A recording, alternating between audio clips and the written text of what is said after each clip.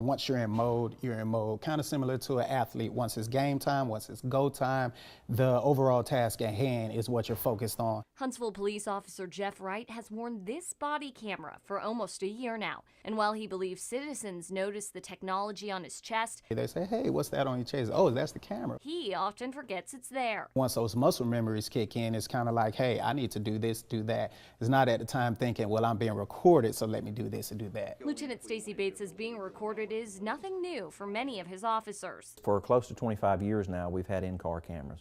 So we've had guys that are used to being on camera, used to having things recorded. Body cameras can present unique challenges, especially when it comes to depth perception. The wide-angle lens can distort distance. The camera can also be obstructed if an officer has their arms raised. Plus, there are things you just can't see through the lens. If we're patting someone down or we're attempting to handcuff someone, on camera from 15 feet away, it may look like that person's not moving, but an officer knows when they feel someone's arms tense up. But the other biggest challenge, storing all of those videos. Just in 2016, between our in-car cameras and our body cams, we have over 300,000 videos that we have to store. The initial cost of the cameras was more than $1 million.